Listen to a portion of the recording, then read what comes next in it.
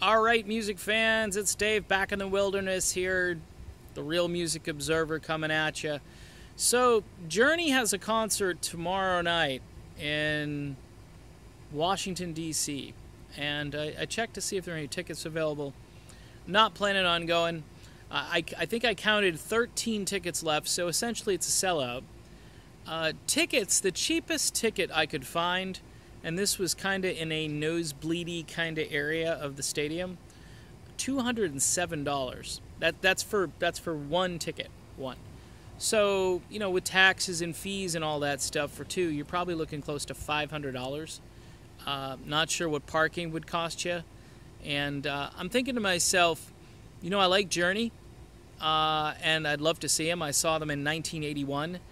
And I got in for free. I think the face value on the ticket was something like $12 at the Cape Cod Coliseum in beautiful South Yarmouth, Massachusetts, where I used to live, and literally down the road from my house, Station Avenue, and then, you know, that's right down the road. So it was kind of a cool thing.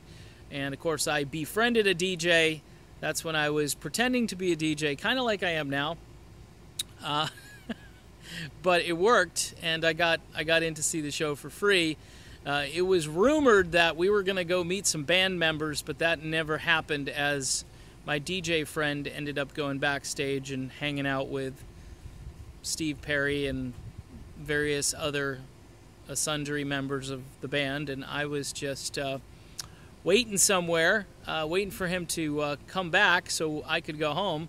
I was supposed to have a pizza with Steve Perry, and that never worked out. So, you know, look, hey, I had a great time, though. But the point is, at $207 a pop, and I'm not sure if this is the going rate everywhere. I have seen some crazy, just nutty ticket prices. And I get it. You know, these guys aren't selling albums anymore. I mean, they're selling their catalog. They're getting some downloads off of iTunes, you know, especially for Don't Stop Believin'. But the 99-cent downloads probably aren't really enough to get these guys all motivated to retire. So touring is a good thing, but $207 a ticket.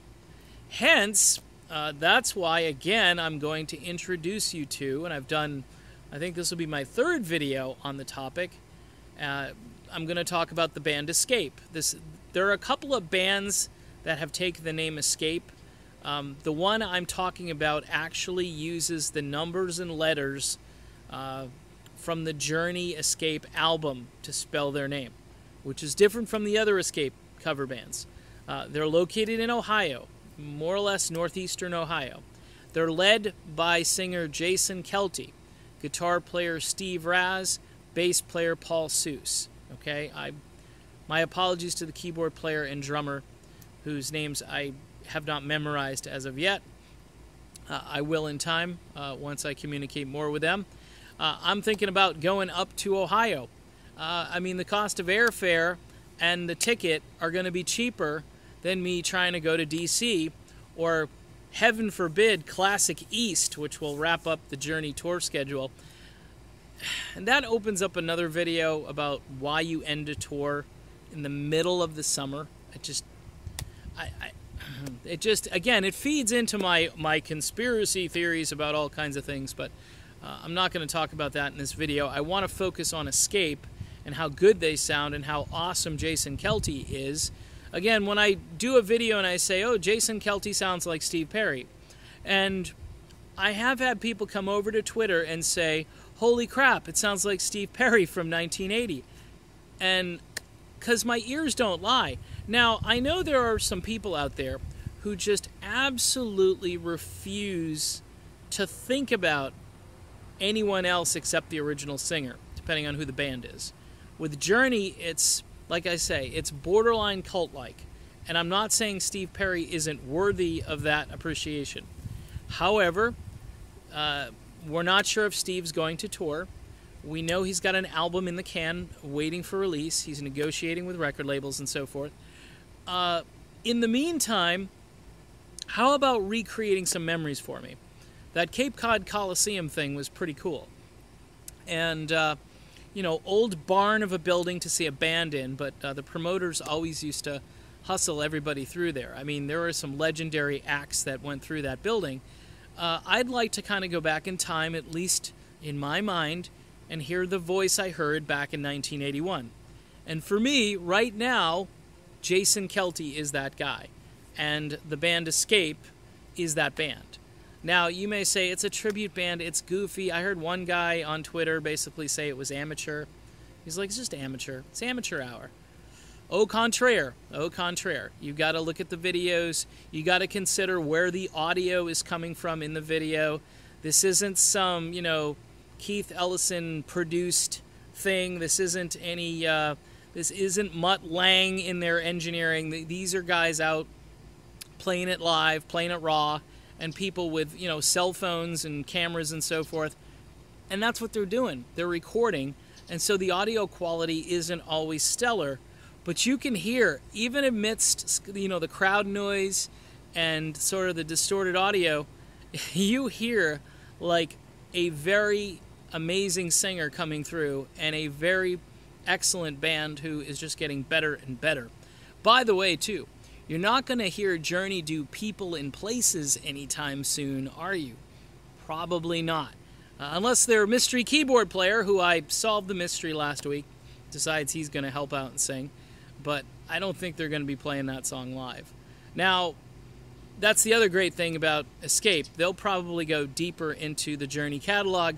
And for real Journey fans, and I do mean real fans, not the fans that just want to hear Don't Stop Believin', nothing wrong with that, but if you're just wanting to hear that song and Faithfully in the usual, what I call classic radio playlist, which is very narrow, if you want to hear that list, that's fine. But these guys are prepared to dig into albums, which is really cool and awesome. So anyway, not paying the money to go to D.C., not going to be up at Citi Field. I imagine that ticket's probably double the cost because you got 6 bands on the docket.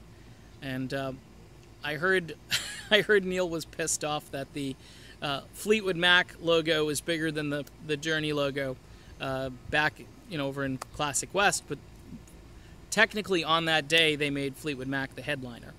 Don't know if it's correct or not. I thought Fleetwood Mac didn't sound all that great. I like their tributes to Glenn Frey and so forth, but musically speaking, I think these guys are getting kind of old-sounding and kind of tired-sounding, but that's... And I love Fleetwood Mac, by the way, so I'm not just... It's not because of the music. It's because they just don't sound as good as they used to, and I think age is playing a role in that. So anyway, go check out Escape again. I'm going to keep telling people about them. I know you're going to get sick of hearing from me about it, but, it's something to listen to while, hey, Journey's going off the road. So everyone's got to go to Ohio in the month of August. They got all kinds of festivals and stuff that they're doing. Show up in droves and just overwhelm them. Sell out these little places and just cram the place full. And I'll keep making videos and, we'll make Escape a household name as far as a band, okay?